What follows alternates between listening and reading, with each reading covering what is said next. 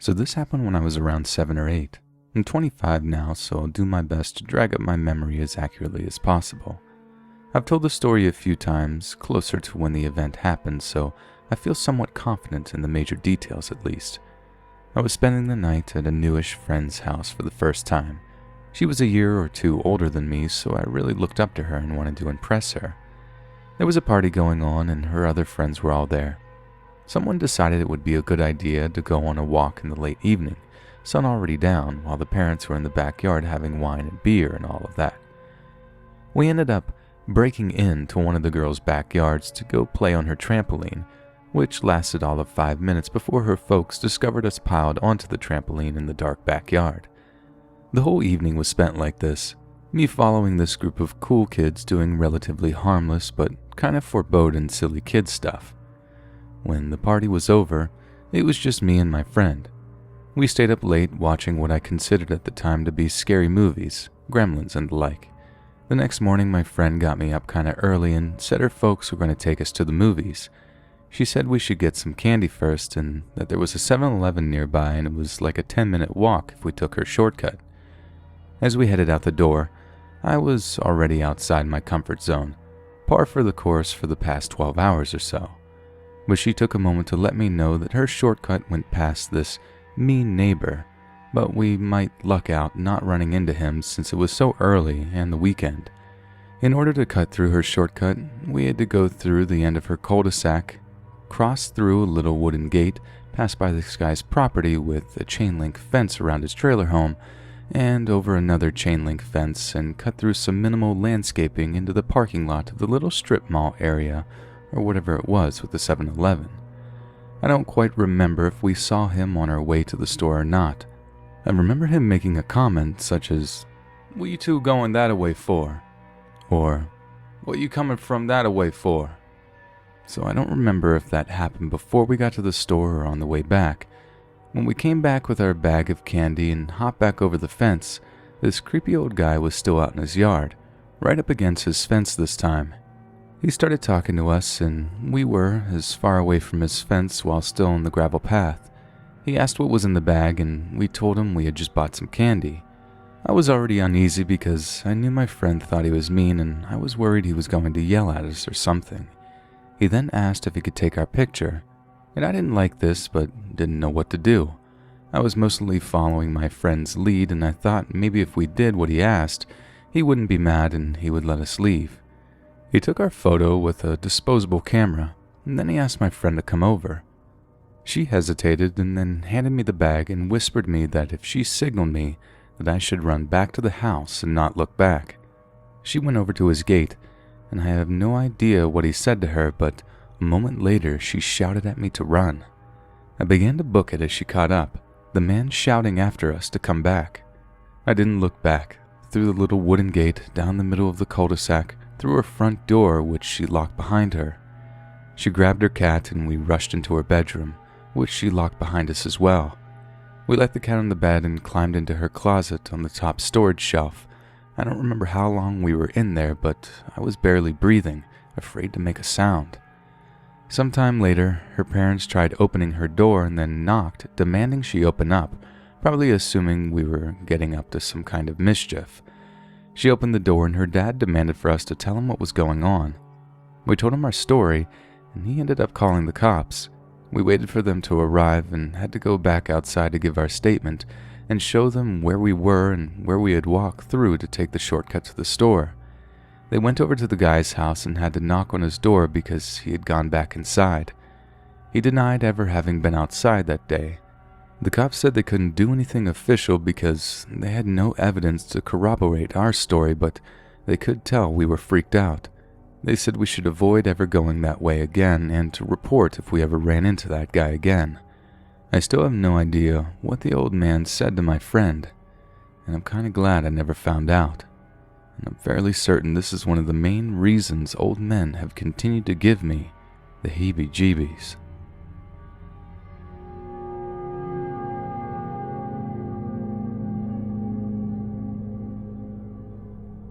So to give some context before I tell my story, I'm a 28-year-old married woman. I live in a major city with a somewhat established and successful career I run from home. It involves several medium art forms that get messy, so due to my daytime responsibilities, I work outside a lot at night.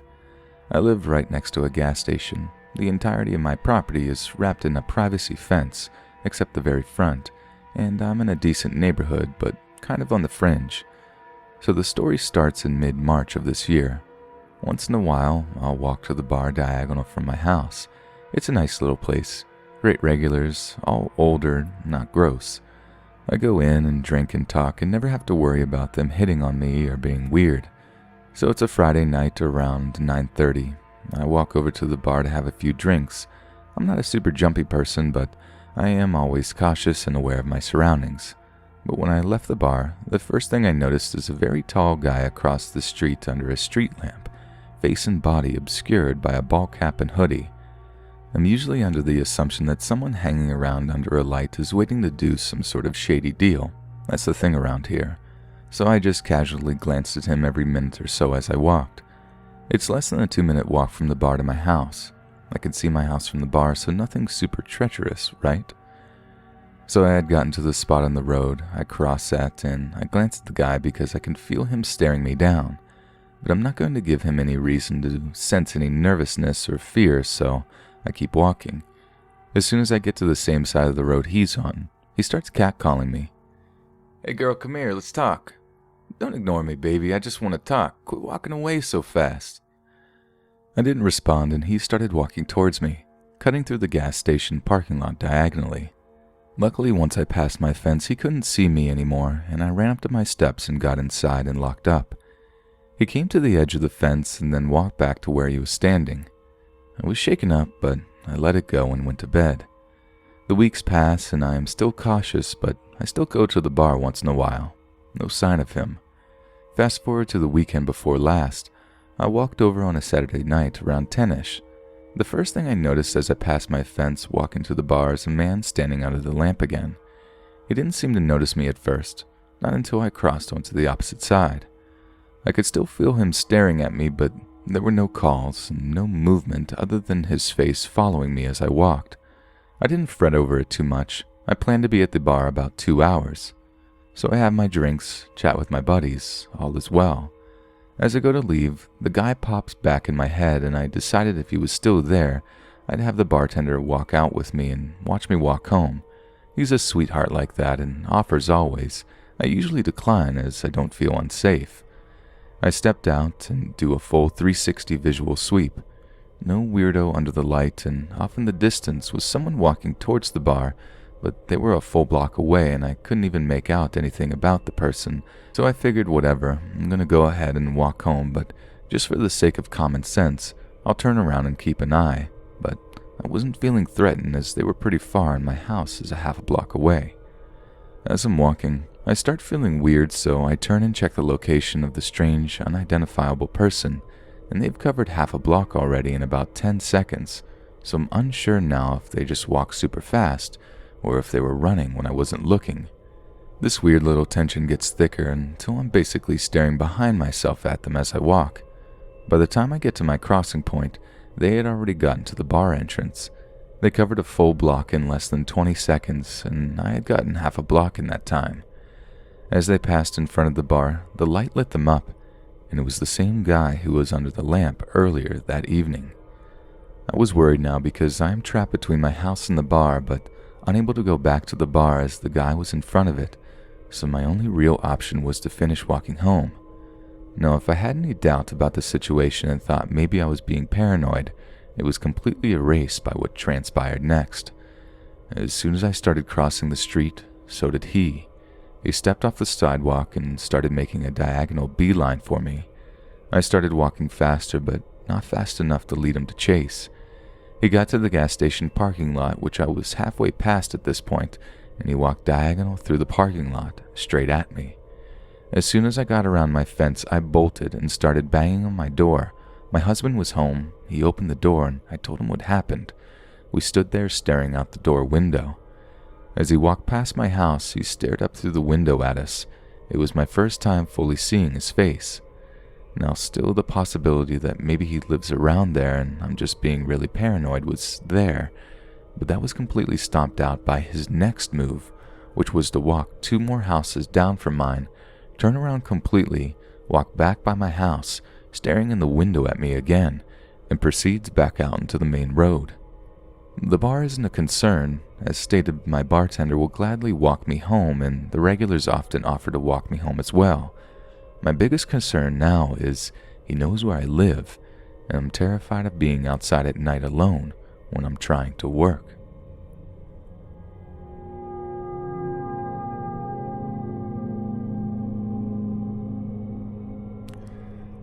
When I was about 6 years old, Easter was rolling around and I really wanted a chocolate bunny. I asked my dad to take me to Rite Aid to get me one, and he said he was busy, so I told him I'd just walk, and he said that was fine, because honestly, he was a pretty terrible parent. So I embark on the 1.5 to 2 mile walk through rural Louisiana to the store. Houses are pretty sparse. I come up to a 4-way intersection and can see the store in the distance. As I approach the 4-way, I see a small green truck, which I think was a Ford Ranger. There are 2 men in it, and the one in the passenger seat is blatantly pointing at me repeatedly, and they are both looking at me. I was about to cross through a parking lot on the right side of the intersection when I see this truck whip into it and park between 2 other cars. I then see the passenger jump out of the truck and crouch down with his hands out, trying to hide between their truck and a vehicle they parked next to. Thankfully, an older woman that used to babysit me when I stayed with my mom filled my young head with a bunch of stranger danger propaganda.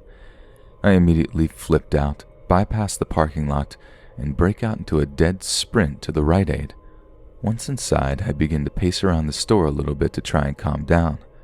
I took a glance through the glass door and see the truck with the 2 guys in it parked right in front of the Rite Aid. At this point, I knew beyond all doubt what was going on. I asked the old lady at the cash register if I could use the store's phone to call my dad, and she said the phone could only be used to call 1-800 numbers for some reason. I burst into tears and started getting hysterical, and the manager comes to the front and lets me use his cell phone. I get in touch with my dad, who sent my brothers to pick me up, and by the time they got there, the green truck had left. No one believed me. They nonchalantly just said, "So what happened? Something about a kidnapping?" And I told them what happened, and everyone just kind of brushed it off, and it was never talked about again. This stuff still makes me furious to this day. I wonder what those scumbags were planning, and the thing that troubles me the most is that they could have gotten some other kid on some other day and done God knows what.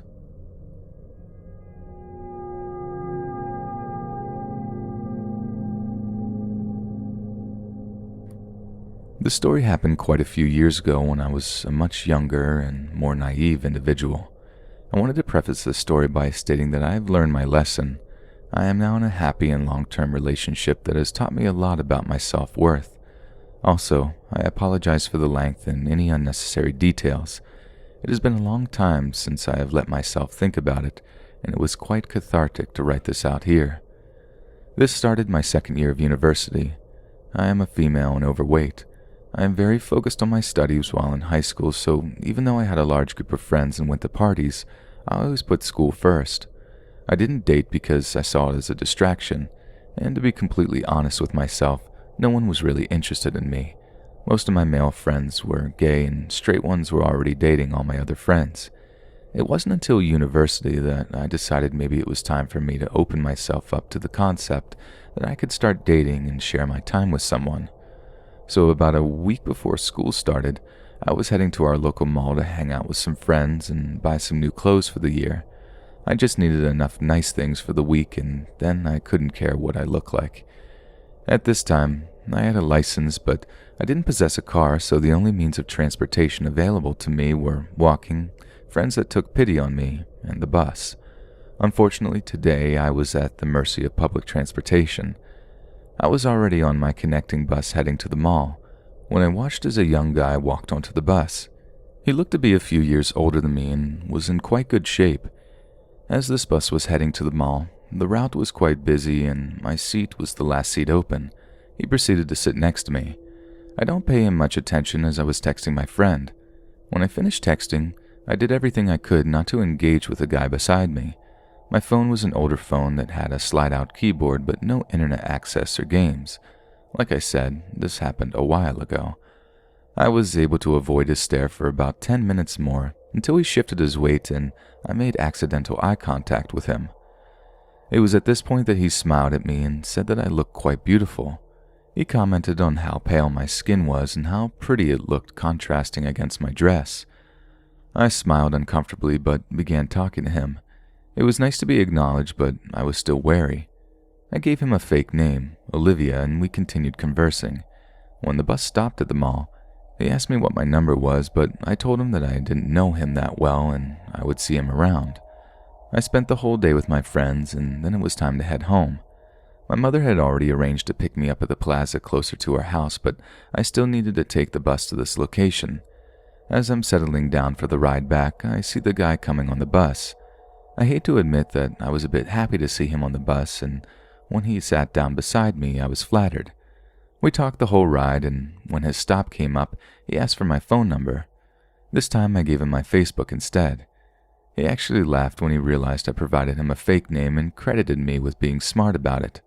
I am a naturally cautious person, and my Facebook didn't contain many private details or even pictures, as I used it mostly to connect with friends for group assignments or private chat, so I didn't feel as nervous about providing him that information.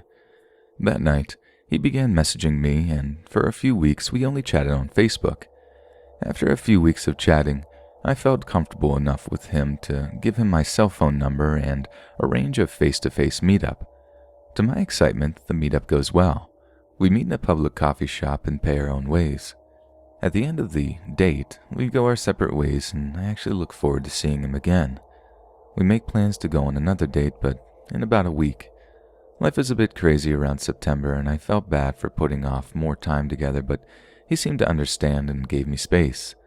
This next date, he planned on his own to give me some time to deal with my personal life, and I thought that was so sweet of him. He wanted to pick me up, but I agreed to meet him at the movie theater instead. We still haven't known each other that long, and I don't want him knowing where I live. I am still so thankful I made this decision. Also, the theater was in a plaza not far from my house. We went to see Paranormal Activity 2 in the theater. I love scary movies so much, and I find them more funny than scary. The entire movie I was laughing and having a grand old time, but when I would look at him, he didn't look so pleased. This put me on edge, but I tried not to worry and chalked it up to him not wanting to look scared in front of me when I'm clearly not afraid. When the movie ends, he proceeds to explain his plan and why he was looking so sour. He was hoping I would get scared so that I would jump into his arms for protection, and he would be able to use that as a segue to more intimate activities. The dinner plans we were supposed to have afterwards weren't real, and he was hoping to take me home with him. I am not okay with his plans, so I fake that my mom called me and I have to go home immediately. He asked for a ride as he actually walked over to the theater. I agree, and we get in my car and I drive him to his house. I figured out that he didn't have a car at his disposal and was originally going to pick me up in a friend's car. Also, he lived a 2-minute walk from the theater. I drop him off at his house and he goes in for a kiss. I try to turn my face, but he holds it in place. When he finished kissing me, he is talking about how much he loves me and is looking forward to spending all his time with me. I am floored and kind of disgusted with the situation, so I laugh nervously and say goodbye. Before I reverse out of his driveway, he tries to open my driver's side door, but thankfully it is locked. My window is slightly rolled down and he tries to push it down with his fingers. When I don't relent, he proceeds to kiss my window and then lets me leave. I am officially creeped out and I want to get home as fast as I can. For the next few days after the date, I felt very uncomfortable with the whole situation.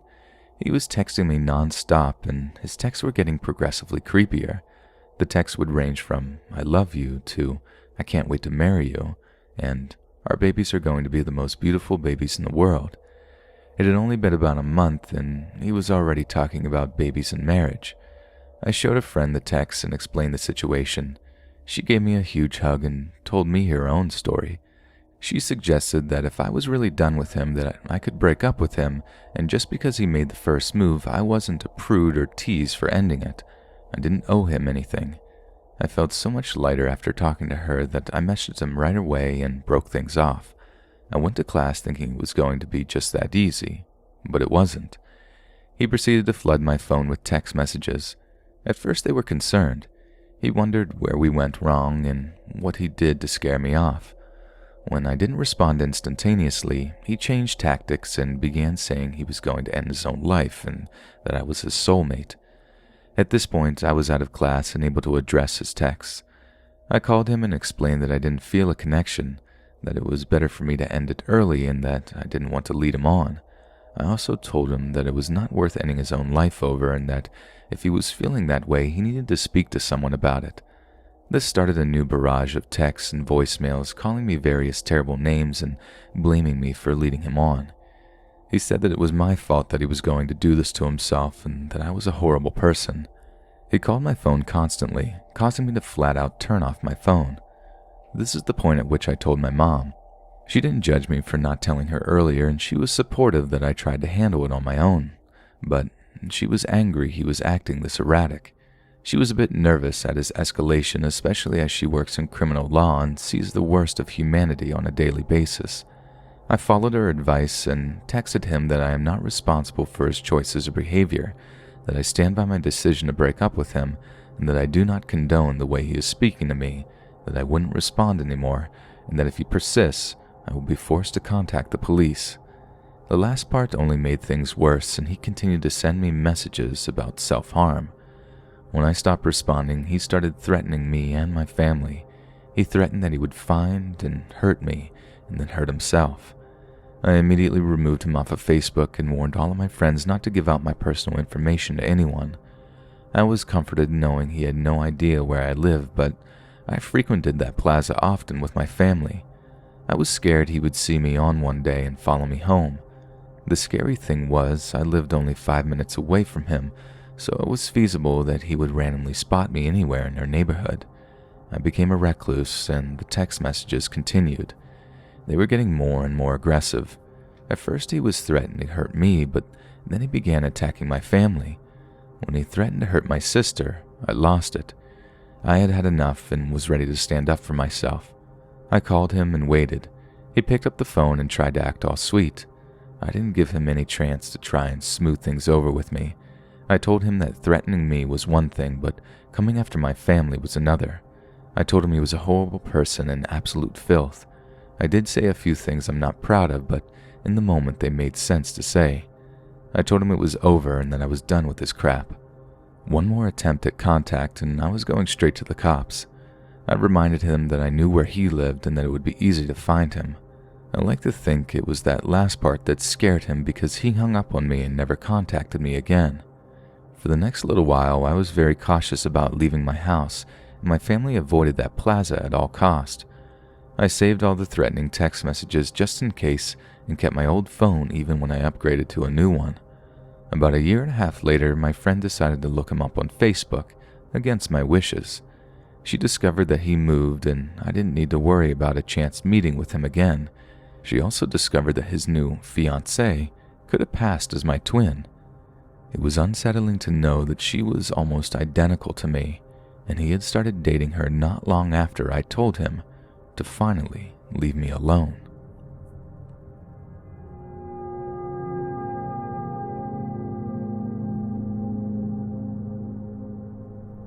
I used to work across town a few years ago and I had to take the city bus 6 days a week to get there. I would usually read an ebook or listen to a podcast during the hour-long trip, mostly in order to look unapproachable or busy because I don't really like having to talk to strangers. One day during the third and longest bus ride of my commute, I noticed a man getting on the bus after shouting something at the driver and sitting down looking very agitated. I never noticed much, so he must have been very loud. He was unusual to me right away. He was wearing a filthy winter coat in the middle of summer and filthier pair of cut-off flannel PJ bottoms. His hair was wild and his eyes lacked any reason or sanity. He scanned the bus's occupants with a small smile of amusement on his face. He saw me and I nervously smiled back and returned to my ebook. I kept noticing his erratic movements and behavior out of the corner of my eye, but I didn't give him much thought. This was, after all, the city bus, and he was by no means the first mentally ill passenger I had encountered. I finally got to my final stop and promptly forgot about him. Over the next few weeks, I noticed him getting on the same bus route but at different stops, always wearing the same clothes, but I didn't fault him for that. He was obviously dealing with a terrible card in life. At least he smiled a lot. Although he would sometimes scream uncontrollably at the driver, one time for getting kicked off for urinating on a bus seat, another time because he had bit his own finger so hard he started bleeding pretty profusely and ran off the bus. There were multiple people who took the same bus at the same time every day, and he would occasionally say hello to them and go sit by himself. Sometimes I would notice him staring at me, and I'd pretend not to notice. I felt bad because I was frightened of him, even though he couldn't help who he was. That is until I had to come into work on a Sunday. I took my regular route to work, but this time the regulars weren't on there and the bus was nearly empty. I went straight to the back of the bus and put on my headphones. Here he comes, all smiles, looking around the bus, and looks right at me. He came and sat right next to me on an almost empty bus, and I keep pretending to listen to my music, trying to ignore him. I was wearing a short-sleeved shirt because I didn't have to wear my usual uniform, and it was a hot summer day in the desert. He says, "I see you all the time on here, you know." I smiled and nodded and said, "Mm-hmm."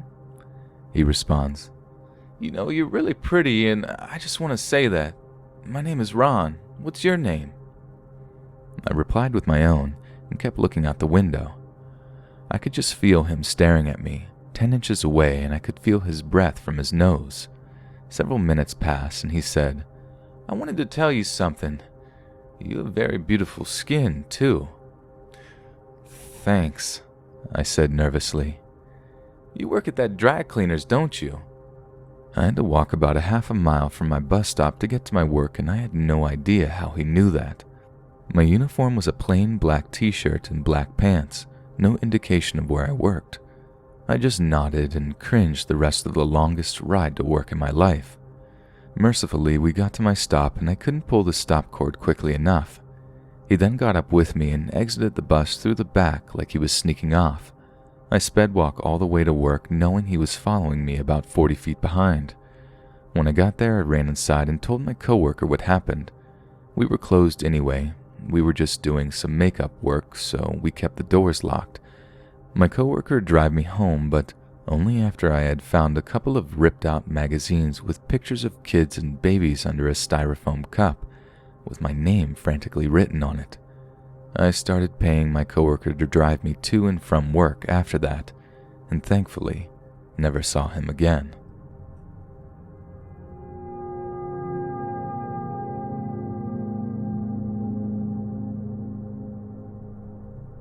This whole thing started around a year ago.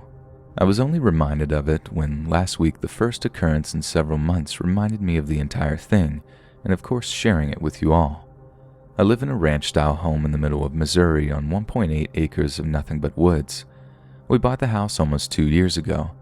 The house was vacant for over 8 months before we purchased it, and the realtors had problems with squatters about 3 months into the house being for sale, but said nothing had happened since. My elderly grandmother lives with me as I am her caregiver. It's just the two of us and our dogs. We moved into the house in early October of 2016. The first incident occurred in March of 2017. We started seeing a bunch of plastic bags and trash around the back of our house, further out than either of us go. Didn't think much of it, but did make a mental note that raccoons or something could be getting into our trash. I put some bungee cords on the cans to hold the lids down and wrote it off at that. One night I was coming home much later than normal at around 1:30 a.m. All of the land is fenced in, but there is one back gate. Near the back gate, I saw a bunch of trees rustling. There's a lot of wildlife in our area, so I assumed that's what it was, but I got a horrible feeling in the pit of my stomach and decided to go check it out. The ground was dry enough that I was able to drive through the yard in my car with the doors locked. I shone my headlights on the trees, and a man came running out of them. If that wasn't terrifying enough, he ran straight for the gate as if though he knew exactly where it was, opened it, and left. I was absolutely terrified, so I called my dad who lives in the area. He explained to me how large the population of homeless people is in our area, and that he'd be over in the next day or so to put a lock on the gate. About 2 weeks after the first incident, I was letting my dogs outside. The one had already went inside, and the other was playing hard to get as usual. I began calling her name. It wasn't even dark outside. After about 3 calls, another voice, distinctly male, started calling out her name. She began barking aggressively and running for the house. I was freaked out, but again let my family talk me out of making a call to the authorities. About a month passes. My grandmother has a habit of forgetting to close the garage door behind her. Around 11 p.m., our neighbor from across the street knocks on our door. He says he was outside smoking, and he saw 2 men standing in our garage talking. It said as soon as he started walking over, they ran off. What scares me the most about this event is they stole nothing, and there was plenty to steal. We have a brand new refrigerator, leaf blower, power tools, and my grandma leaves the keys in the car. They were just talking. This time I called the police, and they told me in the nicest way possible that they couldn't do anything. If there was another incident, to call them and not to scare the men away. The final incident of 2017 happened probably 3 months after the prior one. We have a sun porch attached to the outside of the house. The door connects to the kitchen, and the outside door to the deck. I don't know if I explained that right, and if anyone wants, I can post pictures. Basically, we left for several hours to go grocery shopping.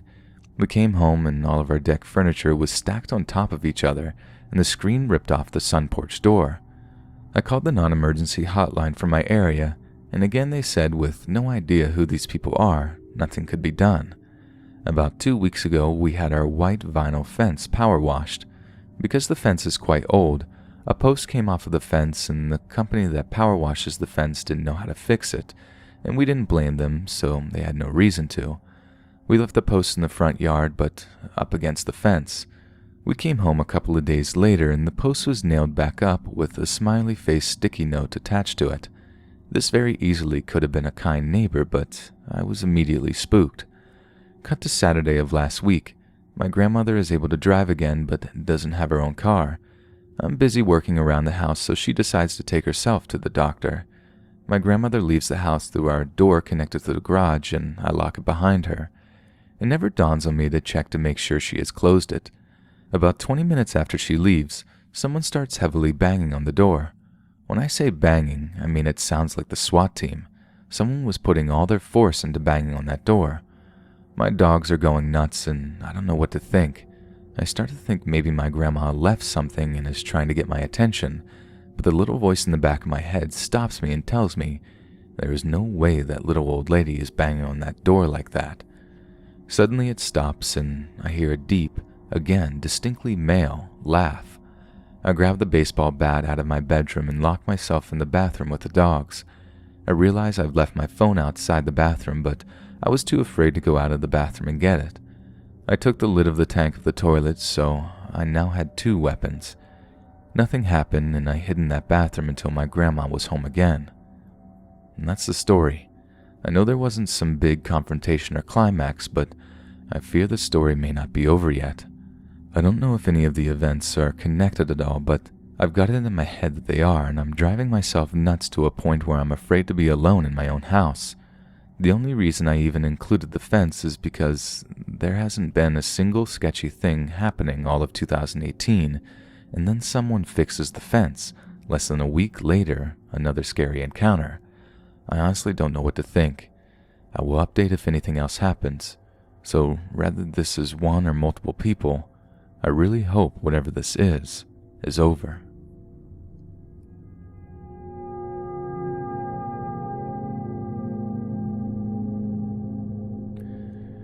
Yesterday, my girlfriend and I, both female, were on our way to run some errands. In front of the house, which is part of a larger complex, was some furniture which was supposed to be collected by a garbage truck the next day. It is custom that people go through the stuff and take anything they want. But when we passed this pile, there was this old topless dude sitting on a lawn chair from this pile. When we got close, he got up and started talking to us. He started with, "Don't be afraid, start talking to you like this. I don't want to start some Me Too debate or anything." Which of course had the opposite effect, but I thought whatever, some older people can just be weird.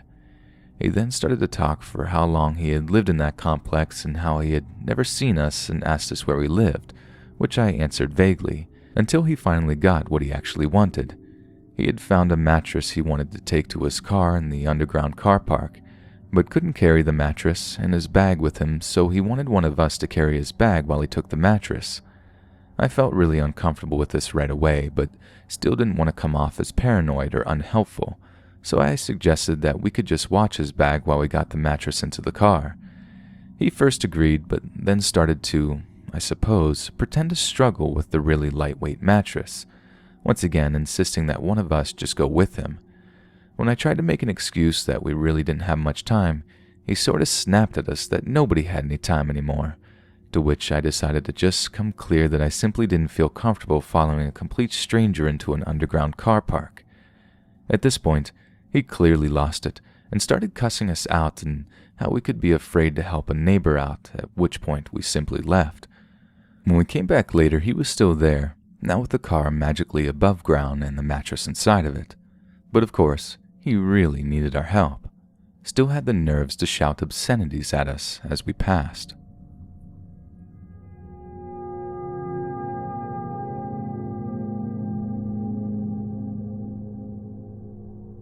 I'm a female, age 33. As a 90s kid growing up in Eastern Europe, my childhood was full of stories, some of which cringeworthy, some hilarious, but some still managed to give me chills, especially now that I fully realized the potential harm I was facing back then. I had several instances when I got pretty close to being in real danger, but here I have picked only two of the most prominent ones because I don't want to bore you with too long of a post and because those two are imprinted in my mind and, weirdly, still very vivid with every detail. I am also combining the two in this post, as I have read that new users are not supposed to have multiple posts at once, in case it gets mistaken as spam. Anyway, I was 10 years old and it was a hot summer day at noon. I was allowed to play in front of my apartment building with other kids, but I had to always stay where my mom could peek from the window and see me. And this day, maybe because it was noon and most of the kids were still having lunch or a nap, on the playground it was just me and an 8-year-old boy, drawing with chalk on the ground. There weren't many people on the streets, but I remember noticing a man in his 20s walking past us, and I didn't pay much attention to him at first until I noticed that he started to stop and turned to look at us a few times, but then went away, so I kept drawing. Some time passed, and I suddenly saw a pair of male shoes standing next to where I had crouched down, and when I looked up, I saw it was that same man. He looked around and then asked the little boy to go a little further away because he wanted to tell me a secret. The boy obliged, and I was left alone with the stranger. I remember he was staring at me, and even though he was smiling, there was some undercurrent of tension in his whole demeanor, which made me feel a bit uneasy. He leaned down, propping his hands on his knees, and I don't exactly recall what he said at first because I was looking around to see if anyone I knew was around, but then he asked me if I liked kittens. My eyes lit up and I immediately perked up, saying yes, and then he said that he knew where a mother cat with her litter of kittens was, and asked if I wanted to see them. I immediately stood up, my uneasiness and all the stranger danger warnings immediately dissolving at the prospect of kittens. My mom didn't allow pets at home. He told me to follow him, and I did, him walking in front of me and me behind, until I saw that he was actually going towards one of the 4 entrances of the apartment building. Back then, the front doors of those buildings weren't locked, and neither were the entrances to the basement areas, which were on the inside next to the main door. He entered the building and started to descend down the staircase leading to the basement area, and that is when some form of self-preservation instinct started to kick in and made me hesitant at the doorstep. He was already on the last step down to the basement when he turned to check if I was following and beckoned me with a cheerful, "Come on, hurry up." I took a few more hesitant steps in, and he continued further into the basement corridor, where it was dark, humid, and a putrid smell of mold lingered. I could see half of him, the rest of him hidden behind the corner of the wall, but then I heard a metal click sound. I was starting to descend down the stairs. I know, I cringe at my own stupidity when I remembered it too, when he peeked again, half of him still hidden from my sight, but the visible half revealed his belt buckle dangling unbuckled, and then he came out a little more and his hand moved, drawing my eyes down to where I saw. Yeah, you guessed it. His pants were unzipped. He was looking at me, and I still remember the expression in his eyes. I wanted to scream, but I was honestly so shocked. I had a deer in the headlights moment before he took a step towards me, and finally I felt the sudden adrenaline rush kicking. One moment I was standing frozen, the next I was running out of there with the speed of light. I didn't even turn to see if he was following. All I knew was that I had to get away.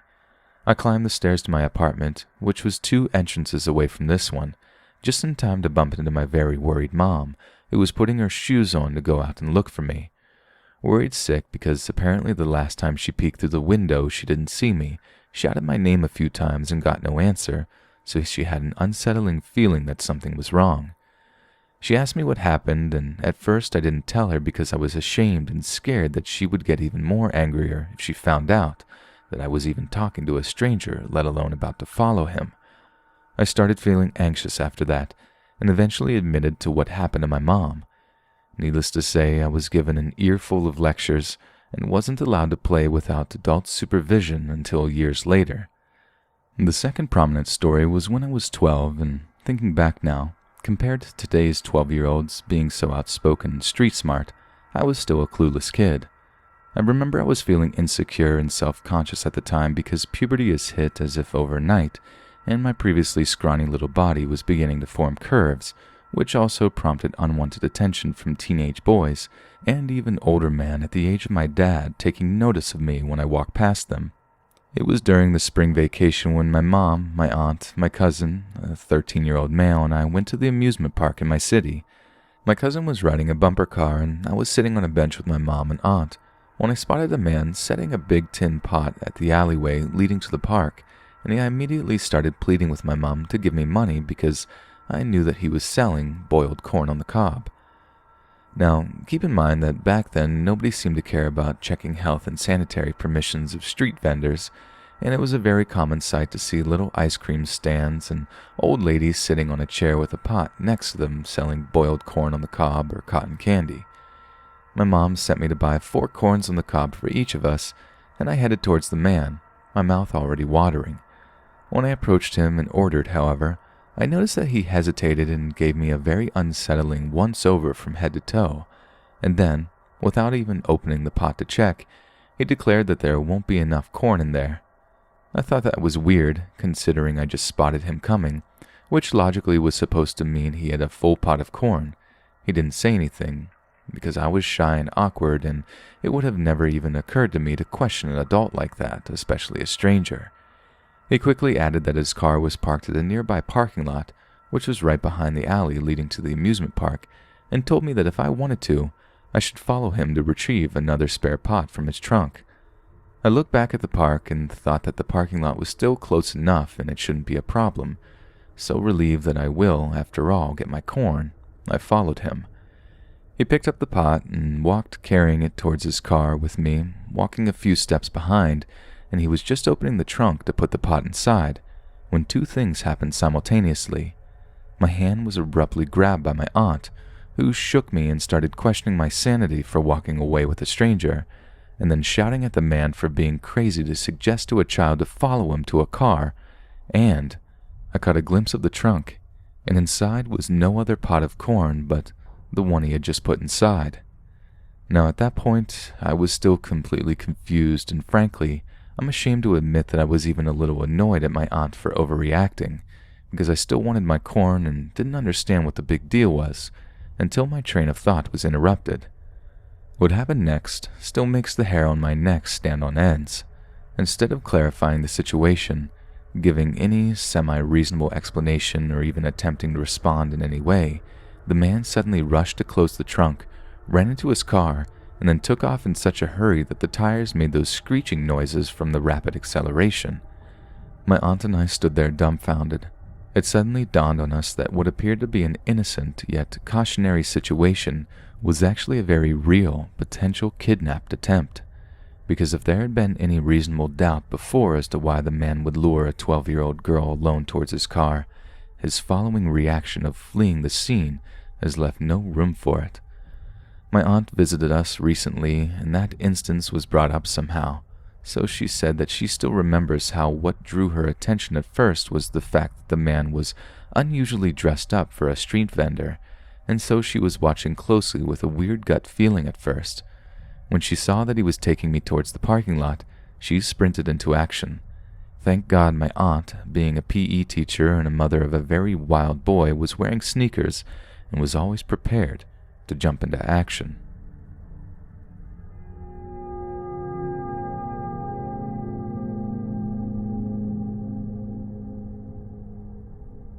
This happened when I was 12 or 13. I'm a girl. It was the morning of the 1st of January, so because of celebration, the street was almost empty. Since our family came to town that year, we were out of drinks and I was sent to the market to get some soda.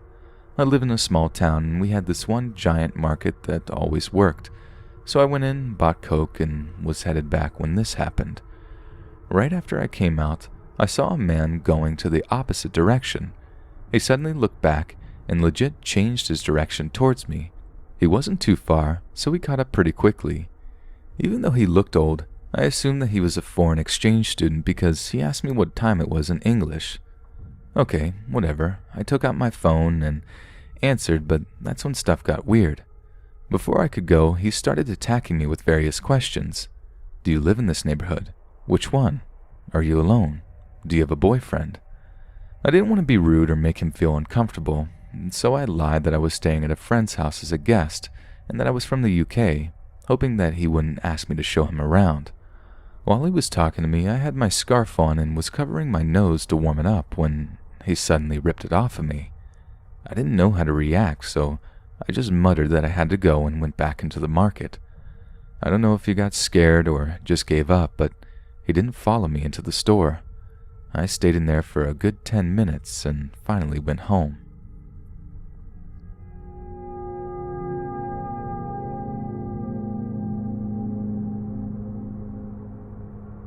I've had many odd encounters in my time, but this is the first I've written about. It happened today at around 1400. I'm currently sitting my A-levels, and between revising, I like to go on long walks, as I find that it helps relieve stress. I live in a semi-rural area of West Midlands, England, where there are many canals that were built to transport coal from the mines. Today I decided to take a walk along one of the canals, a route that I have taken many times before. At 2 p.m. on a weekday, the towpath is always deserted, apart from the occasional pensioner walking their dog. This means to bump into anyone is unusual, and also that there would be nobody to help you if you came into some kind of trouble. I've been walking for about a mile along a long, straight section of canal that lies at the back of a large industrial estate. I hadn't seen anyone in front of me for ages, so when I eventually rounded a corner, I was surprised to see a man only a few hundred feet in front of me walking in the same direction as I was. He was wearing a black tracksuit and had a shaved head. I'd say he was probably in his 30s, but I can't be sure. Every 10 paces or so, he'd turn around and look at me and slow his pace. This made me a little nervous, so I walked as slowly as I could to maintain some distance between us. When he reached a bend, I decided to stop walking to see what his reaction would be. He disappeared round the corner for a few seconds, then reappeared and crouched at the side of the water, pretending to look at fish or something. I felt that if I turned and walked in the other direction, he'd have followed me, so I decided to keep walking, so that at least I'd be able to see him in front of me. I started walking again, and he immediately stood up and also started walking, only about 50 feet in front of me now. Eventually we reached a bridge. I waited for him to go out of sight beneath it, then scrambled up the embankment and climbed onto the bridge. To my relief, the road was reasonably busy, so I felt a little safer. I crossed the road and looked over the other side of the bridge. The man was crouching just to the left of where I had come out from the bridge, and I would not have been able to see him until he was right next to me.